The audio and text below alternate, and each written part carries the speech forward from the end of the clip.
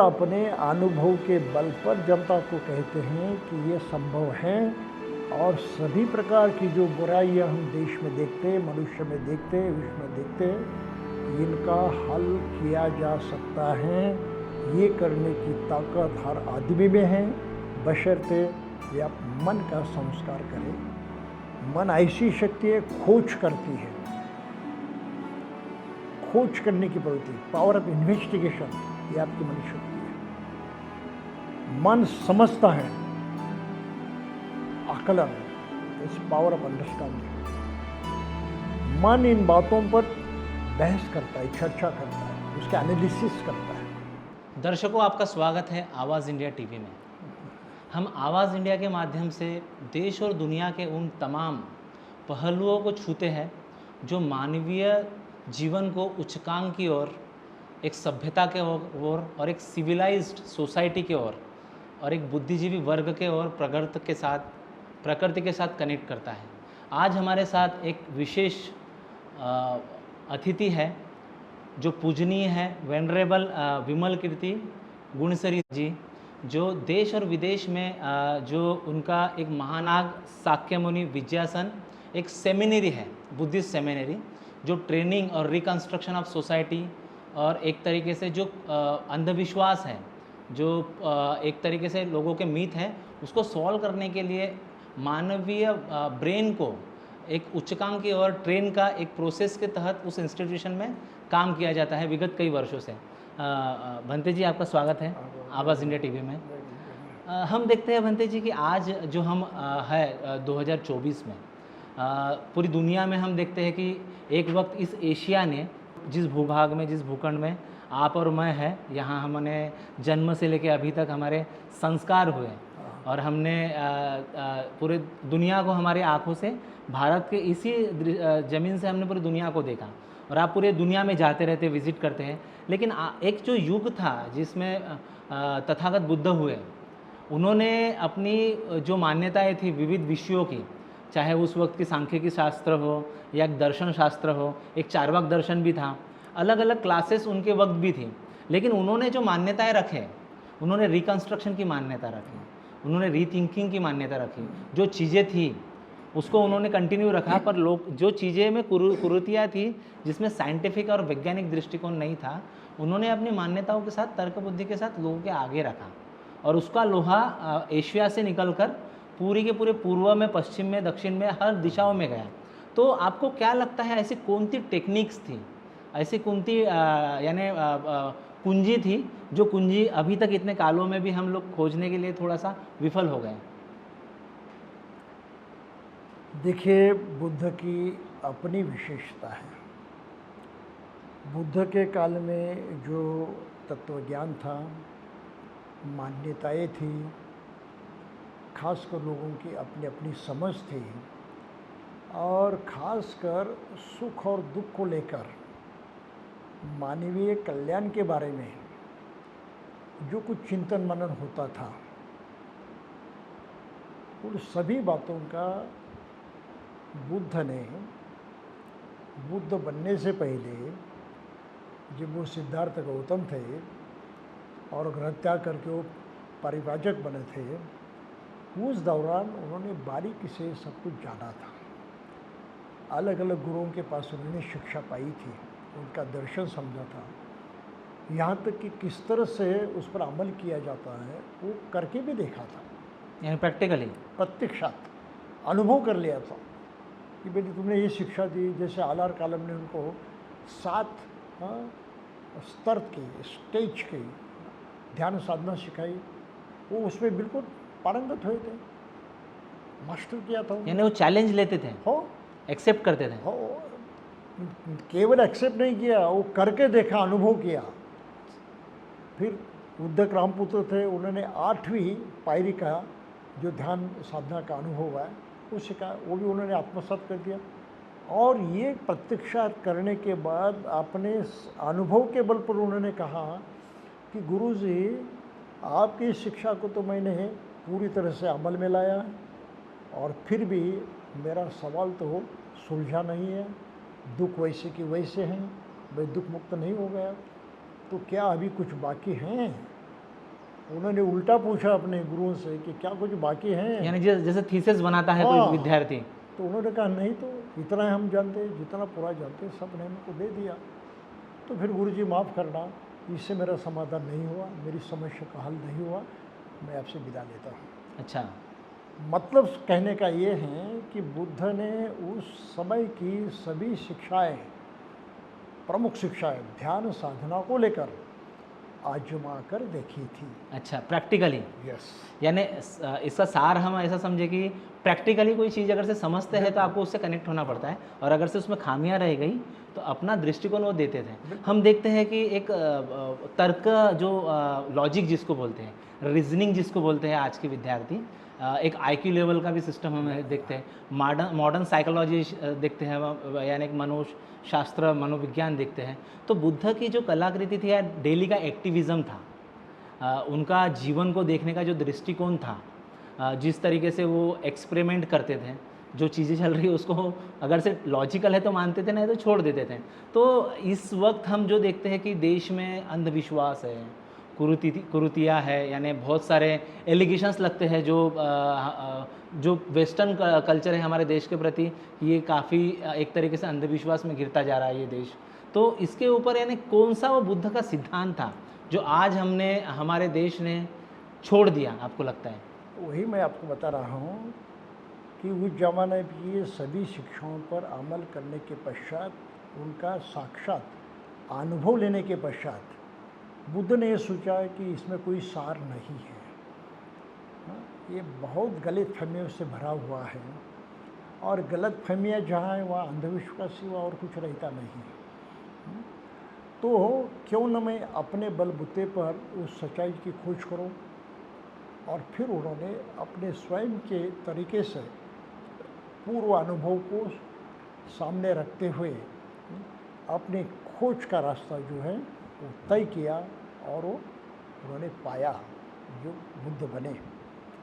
ऐसा नहीं कि उन्होंने उस काल में जो ज्ञान उपलब्ध था उसको जाना नहीं था, समझा नहीं था, वो सब उन्होंने आत्मसात किया था, और उसकी कमियां साक्षात अनुभव की थी, और उससे मुक्त होने के लिए उन्होंने अपने तरीके से ध्यान किया और वो बुद्ध बने। तो बुद्ध की अपनी खासियत है, उन्होंने अपने स्वयं के बलबूते पर सच्चाई की खोज की है, और इसलिए बुद्ध जो कहते हैं वो अपने अनुभव के बल पर कहते हैं। और अनुभव ये प्रूफ हैं, ये प्रमाण हैं। तो बुद्ध जो कहते हैं प्रमाण के साथ कहते हैं। इतना ही नहीं, तो ये प्रमाण हर मनुष्य में अपने मन के जरिए जानने की क्षमता होती है। इस सच्चाई को बुद्ध ने पहचाना, हर आदमी के पास होती है, बशर्ते वो अपने मन का सही ढंग से इस्तेमाल करें। क्या बात है, क्या बात है। हम देखते हैं कि अहंकार, उससे भी अधिक, हाँ जी, ये तो हैं, हाँ हाँ, लेकिन उससे भी अधिक हैं कि अपनी बनावट जो है, जिस तरह से आपका निर्माण हुआ है, हाँ जी, उस निर्माण कार्य में भी खामियां हैं, अच्छा, संस्कार और में। कमियां हैं। क्या बात है। तो इन सभी को जानते हुए बुद्ध ने उससे मार्ग निकाला और कहा कि देखिए भाई, हमारे पास मन है। हाँ जी, मन की व्याख्या बुद्ध धर्म में बृहत है। हम्म, हम व्यवहार में हाँ, बुद्धिमान होना एक बात समझते हैं, intellect is one thing, emotions are different thing, ऐसे ऐसे हमारी मान्यता है। बुद्धिज्म में वो नहीं है, मन में सब कुछ है। Your mind is intellect, your mind is emotions. आपके मन की सभी अन्यता है। क्या क्या कहा? मन ऐसी शक्ति है जो जानती है, अवेयरनेस इज वो पावर। मन ऐसी शक्ति है, खोज करती है, खोज करने की प्रवृत्ति, पावर ऑफ इन्वेस्टिगेशन, ये आपकी मन शक्ति है। मन समझता है, आकलन, इस पावर ऑफ अंडरस्टैंडिंग। मन इन बातों पर बहस करता है, चर्चा करता है, उसके एनालिसिस करता है। That is power of analysis, सोच समझ। मन इससे कुछ निष्कर्ष निकालता है। मन इन बातों को अपने ध्यान में रखता है, that is power of memory. मन इन बातों को पुनः निर्माण कर सकता है अपने मन के बल पर, that is power of regeneration. सपने देखता है, मन कल्पना करता है, that is power of conception. तो मन इस तरह से बहुत व्यापक हैं और आज की तारीख में हम मन की ये पूरी व्यापकता नहीं जानते, ये हमारी कमजोरी है। और इसके बल पर बुद्ध ने कहा कि मन का अपने सही ढंग से प्रयोग किया जैसे मैंने किया, और मेरे मन में जो कमियां थी, जो कुछ गलत था, उसी काम करने की जो प्रवृत्ति थी, जिसको हम टेंडेंसी कहते हैं, एक प्रोसेस होती है वो, उस प्रोसेस को मैंने पलट दिया और उन प्रोसेस को मैंने पलटा दिया। और जो मुझे सही लगी, जो मुझे सुख की ओर, दुख मुक्ति की ओर, शांति की ओर ले जाने वाली जो मन की प्रवृत्तियाँ थी, प्रक्रिया थी, उनको मैंने बृहत कर दिया, बढ़ाया। परिणाम मैं दुख से मुक्त हुआ। हाँ जी। तो बुद्ध अपने अनुभव के बल पर जनता को कहते हैं कि ये संभव है, और सभी प्रकार की जो बुराइयां हम देश में देखते हैं, मनुष्य में देखते हैं, विश्व में देखते हैं, इनका हल किया जा सकता है।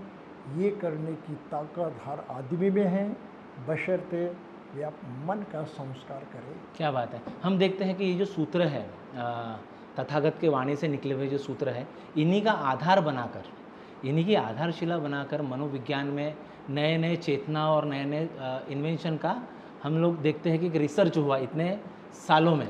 लेकिन आज हम जब देखते हैं भारत में कि एक वक्त, एक काल में इन्वेंशन हो रहे थे, नए नए प्रयोगों का निर्माण हो रहा था, नए नए हर क्षेत्र में नए नए आविष्कार हो रहे थे।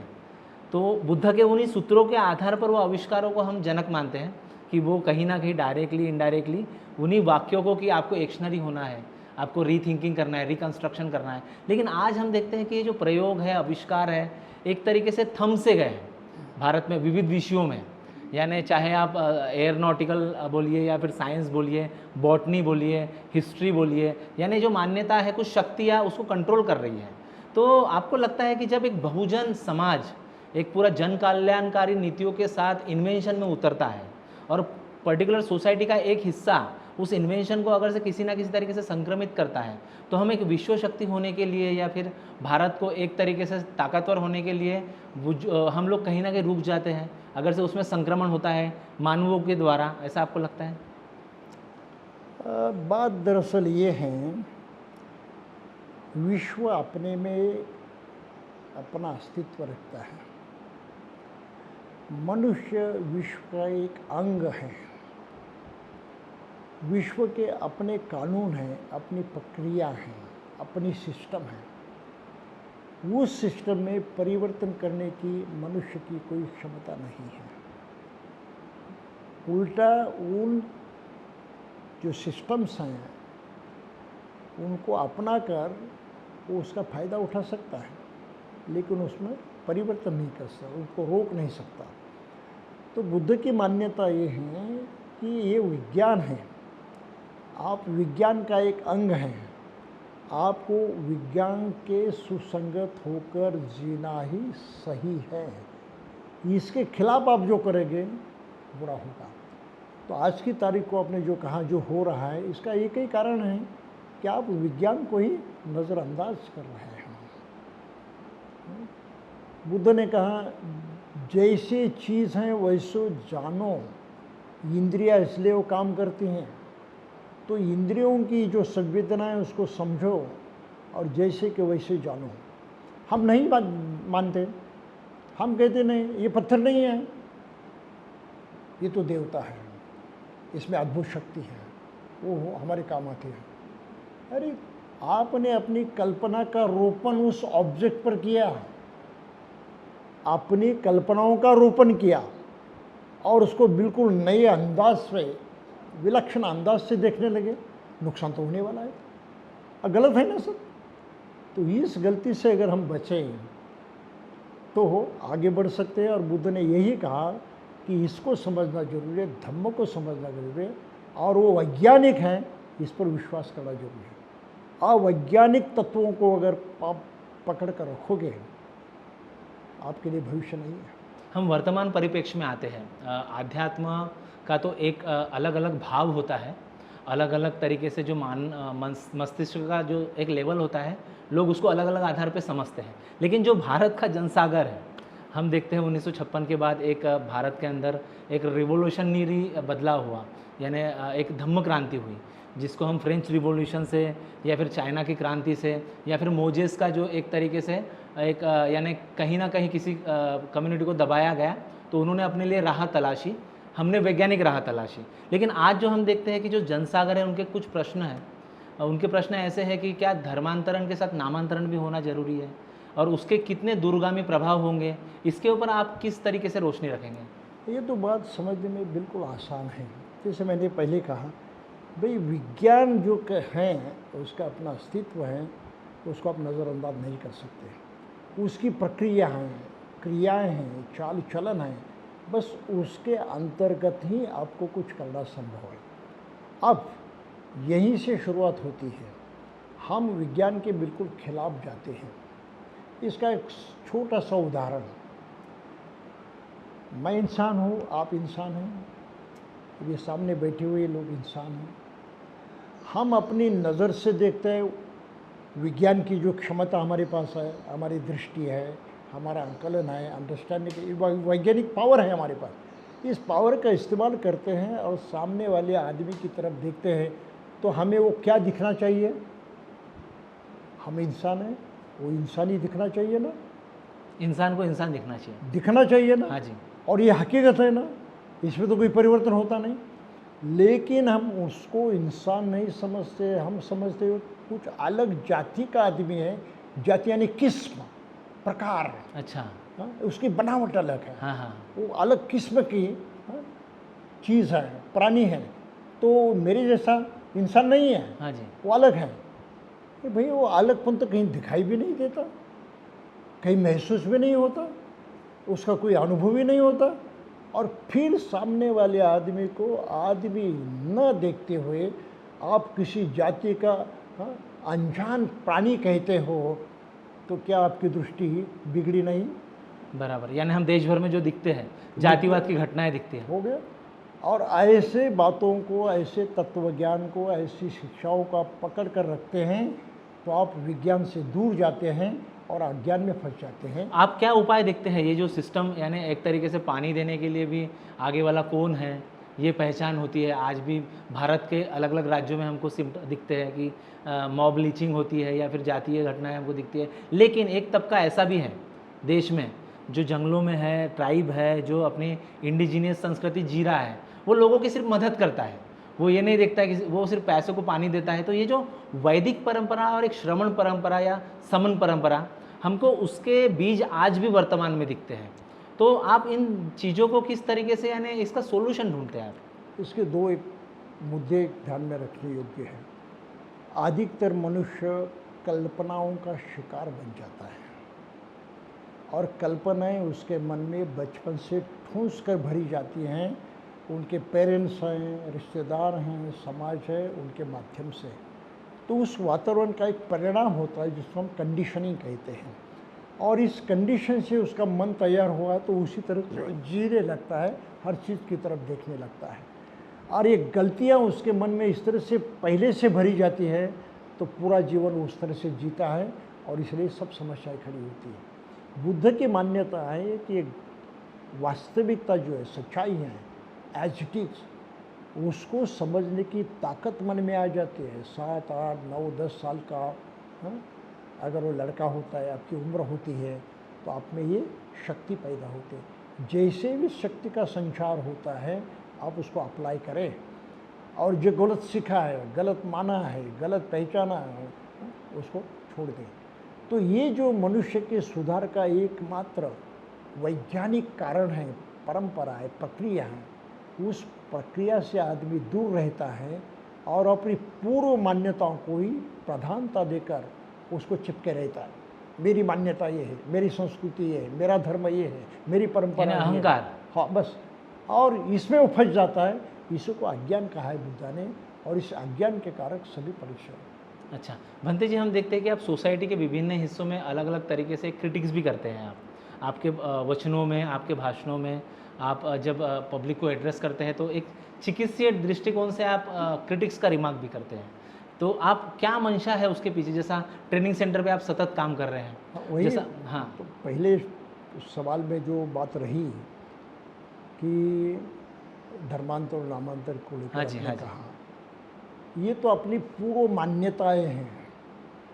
ये मेरा धर्म है, ये मेरी जाति है, ये मेरी परंपरा है।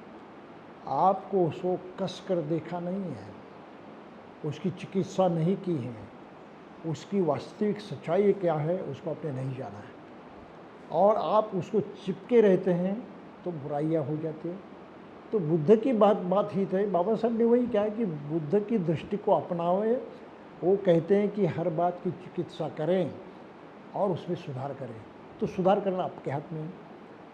तो आप अगर किसी नाम को पकड़ कर रहते हैं तो किसी भी शब्द प्रयोग के पीछे उस शब्द प्रयोग में जो अर्थ निहित होता है उसका प्रभाव अपने मन पर पड़ता है। अगर शब्द गलत हैं, बुरा है, तो हमें बुरा लगता है। अगर शब्द अच्छा है तो हमें अच्छा लगता है। ये साइकोलॉजी। सरलता से अगर से किसी को अपना सरनेम बदलना है तो हाँ। उसको क्या आप टेक्निकली सोचते हैं? यही तो मैं बता रहा हूँ हम्म, कि अगर आपके सरनेम गलीच्छ हैं, बुरे हैं, तुच्छतादर्शक हैं, अर्थहीन हैं, तो सुनने वाले के मन पर वही प्रभाव होगा और उसी दृष्टि से वो आपको देखेगा और उसी रवैये से आपसे व्यवहार करेगा। सीधी सी बात है। अगर आप अपने स्वाभिमान को जानते हैं, अपनी अस्मिता को जानते हैं, अपने स्वयं को कुछ इज्जत देते हो, तो उस इज्जत का ख्याल करते हुए आपको ऐसे नाम धारण करने चाहिए जिससे आपकी इज्जत, आपका स्वाभिमान बरकरार रहेगा। उसमें कभी नहीं आएगी। नामांतर इसलिए आवश्यक है, क्यों कि यहाँ की संस्कृति ने जो ब्राह्मण संस्कृति या वैदिक संस्कृति मानी जाती है, उन्हें नाम और अनेक बातों को लेकर आदमी को नीचा दिखाने की, उसके मनुष्यत्व को नकारने की और उसको दबोचने की परंपरा निर्माण की है, धर्म शास्त्र निर्माण किए हैं, और ईश्वर ने सब किया ऐसा कहते हुए लोगों पर वो थोपे हैं। थोपा है।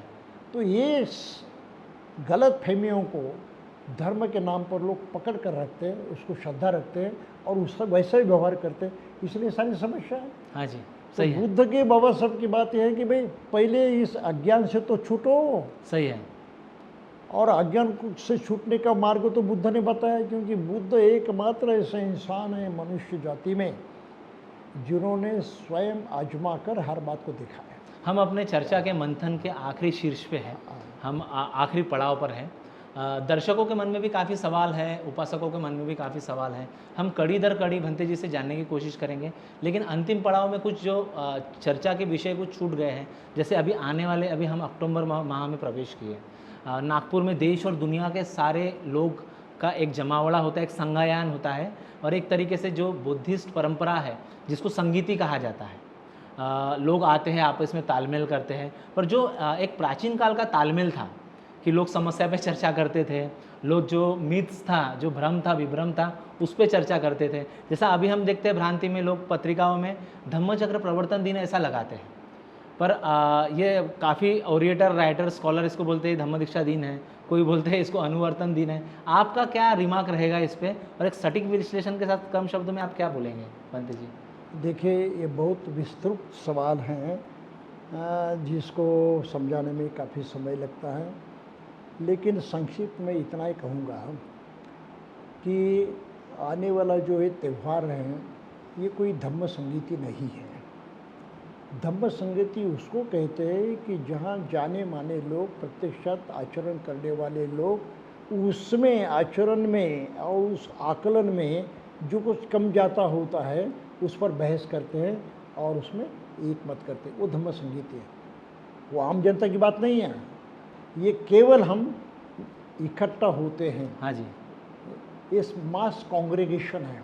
हाँ जी, इससे अधिक कुछ नहीं। हाँ जी, कुछ निमित्त को लेकर, कुछ कारण की वजह से वो इकट्ठा होते हाँ हैं। जी, निमित्त हैं बुद्ध और बाबा साहब।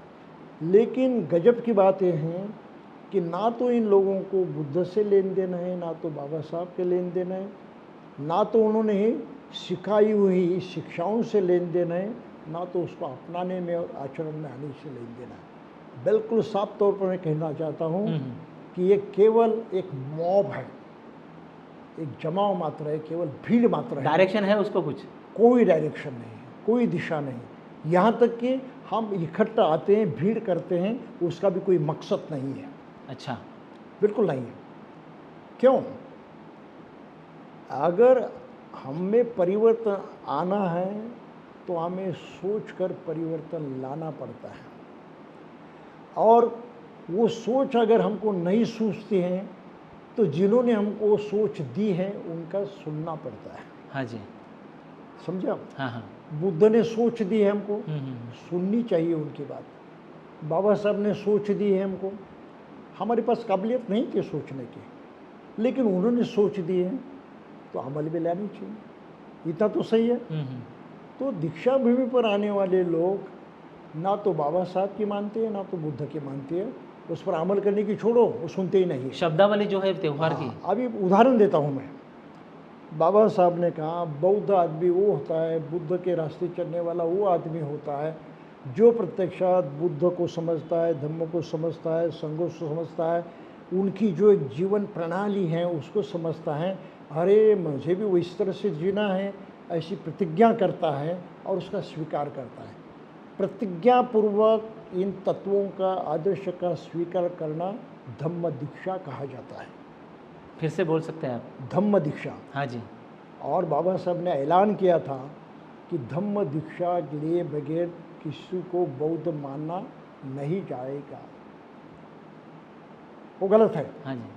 और आज की तारीख को दीक्षा भूमि पर आने वाले 90% लोग ऐसे हैं जो जन्म से बौद्ध कहते हैं, जिनको ना तो बुद्ध मालूम है, धम्म मालूम है, संघ मालूम है। आप उसका निवारण कैसे देखते हैं? क्योंकि समस्या बाबा साहब समस्या पे अगर से बात करते हैं तो समस्या को बल मिलता है, अगर से समाधान पे बात करेंगे तो मुझे लगता है जो 95% जनता की आप बात कर रहे हैं तो उनको क्या मैसेज देंगे कि वो एक सोल्यूशन की तरफ जाए? क्योंकि संस्कृति सोल्यूशन की तरफ एक तरफ से लेके जाए तो ज़्यादा बेहतर होती है, ना कि समस्या पे चर्चा हो। बिल्कुल आपने सही बात कही। मैं वही बता रहा हूँ कि आप कम से कम सुने तो, सुनना ही सोल्यूशन है। बाबा साहब ने कहा धम्म दीक्षा लिए बगैर किसी को बौद्ध नहीं कहा जाता। यानी जिनके पास सोल्यूशन है उनकी बात सुने आप, ऐसा? हाँ, ये सोल्यूशन की बात है। हाँ जी। तो पहले धम्म तो दीक्षा ले लो। अच्छा, जन्म से कहते हो मैं बौद्ध हूँ, क्या बात और यहाँ भीड़ करते हो। हाँ जी, ये पहली स्टेप, ये पहली स्टेप, ये तो पहला समझ। फिर सेकेंड फेज। दूसरी बात है जो नामकरण की बात मैं कह रहा हूँ। हाँ, जो मैंने मेरे प्रश्न में पूछा, जात पात के नाम से मनुष्य का बैरी बना हुआ है, दुश्मन बना हुआ है। आज जो देख रहे हैं, आज जो देख रहे हैं। और ये दुश्मनता, ये बैर, ये मानसिकता कायम रखने के लिए ये सरनेम जो है ये कारण बनते हैं। सरनेम जब तक आप धारण करते रहोगे जात मिटने वाली नहीं है। सरनेम फेंक दो, अच्छे नाम स्वीकार करो, जात खत्म हो गई। तो जातिवाद का खात्मा करने का दूसरा महत्वपूर्ण संदेश शिक्षा बाबा साहब ने दी, नामांतर करो। किसी नागरिक को अपना सरनेम छोड़ना है तो उसकी प्रोसेस क्या है? ये तो आसान है भारत में। हाँ जी। आपको फॉर्म भरना पड़ता है, एफिडेविट करना पड़ता हाँ है और गैजेट में लाना पड़ता है, बस हो गया। अच्छा, बहुत ज़्यादा तकलीफ की बात नहीं है। हाँ जी। लेकिन आप करना ही नहीं चाहते, आज तक नहीं किया आपने, तो बाबा साहब की बात नहीं सुनी, बुद्ध की बात नहीं सुनी। तीसरी बात है धम्म का आचरण करने से, यानी स्वयं में परिवर्तन लाने की जो बात है वो आचरण के माध्यम से होती है। आपके मन में परिवर्तन होना चाहिए, आपके आचरण में परिवर्तन होना चाहिए, तो उसकी एक रीति होती है, एक व्यायाम होता है। और वो बुद्ध ने उपोषित के माध्यम से सिखाया कि हर हफ्ते में उपोषित करते रहें, आप ही आपकी जो आदतें हैं बदल जाएगी, आपकी मानसिकता बदल जाएगी। क्या बात है। और बौद्ध लोग करते ही नहीं। अंत में भंते जी हम तो मेरा कहना इतना है कि जो करना चाहिए बाबा साहब ने कहा, कम से कम उसको तो मानो, करके देखो तो कुछ रिजल्ट, ये सोल्यूशन है, तो सोल्यूशन निकले। हम चर्चा के एकदम अंतिम पड़ाव पे है। मैं आपसे अंत में प्रश्न ये पूछना चाहूँगा कि जिस तरीके से हम देखते हैं कि देश में एक एंटी कन्वर्जन लॉ है, अगर से किसी को धर्मांतरण भी करना है। संस्कृति जो चल रही है वो प्रभाव में ऐसा कि आप क्या खा रहे हैं, क्या पहन रहे हैं, इसके ऊपर भी सरकार की वॉच है। पर जो डर से है, लोग वैज्ञानिकता में आना चाहते हैं, लोग धम्म को अंगीकार करना चाहते हैं, पर अलग अलग राज्यों में जिस तरीके से टेक्निकली बाइंडिंग्स रखे हैं या फिर कंडीशंस रखे हैं, उसके ऊपर आप अगर से किसी को बुद्धिज़्म में आना है, धम्म दीक्षा लेना है, तो इसके ऊपर आप क्या बोलेंगे? पहली बात यह है कि इस प्रकार के कानून करना मनुष्यत्व के विरोधी दुष्कर्म है। इसका समर्थन कतई नहीं किया जा सकता। हर मनुष्य जन्म से स्वतंत्र है, जीने का उसका अधिकार है। किस तरह से जिए, किस बात को माने, किस बातों को न माने, उसकी स्वतंत्रता कायम रहनी चाहिए। हमारा भारत का संविधान भी वही कहता है। तो ये कानूनी जो गलत हैं, और ऐसे लोग ये कानून करते हैं जो आप पर अन्याय करना चाहते, आपको दबाव में डालना चाहते हैं और आपके मन के जैसा जीने नहीं देना चाहते। वो अपनी बातों ही तुम पर थोपना चाहते हैं। तो ये सरासर गलत है। इस कानून को किसी ने स्वीकार नहीं करना चाहिए।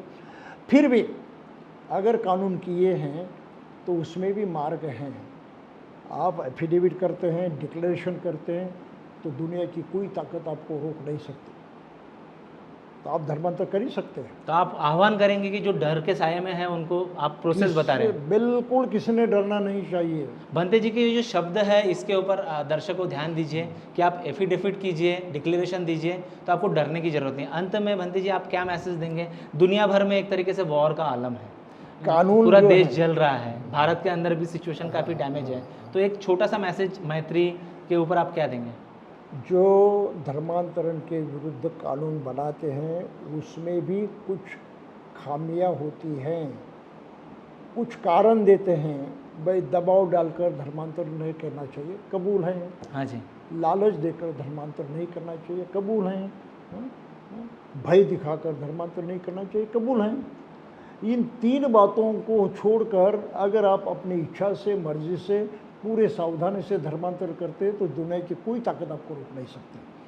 और इसी लोगों ने इसका डर छोड़कर खुलेआम पर अपनी अंदर की सच्चाई को पहचानते हुए और उसके प्रति जागृत रहते हुए अपने जीवन में परिवर्तन लाने का एक कदम उठाना ही चाहिए, उसमें पीछे न रहे। और बाबा साहब ने यही कहा था कि पूरा भारत बौद्ध में बनाना है, तो उन्होंने दिशा दर्शन किया है। हर आदमी को उसी रास्ते से जाना है, और जो आप जिस धर्म को मानते हैं उसको आप छोड़े बगैर उस रास्ते से नहीं जा सकते। तो निर्णय तो आपको करना है। मेरे अपील तो यही रहेगी कि आप अभी निर्णय कीजिए। आज तक नहीं किया तो अभी भी मौका है, अभी भी चांस है। आपके जीवन में परिवर्तन हो जाएगा, इस देश का कल्याण हो जाएगा। क्या इस देश का कल्याण हो जाएगा? मसीहाओं ने, महामानवों ने और एक तरीके से जो श्रमण परंपरा को जपने वालों ने आपके सामने रास्ता रखा। आप उस रास्ते पे चलने का सिर्फ एक तरीके से प्रण लीजिए और सोल्यूशन आपके पास रहेगा। पब्लिक के दिमाग में जो दिनचर्या में जो प्रश्न थे उनका उत्तर हम खोजने की कोशिश कर रहे थे। और अगर से आपके कोई प्रश्न है भविष्य में तो आप कमेंट्स बॉक्स पे ज़रूर भेजिए। हम भंते जी के साथ वापस उन प्रश्नों की क्लिष्टता से सरलता की तरफ लाने का प्रयास करेंगे। धन्यवाद।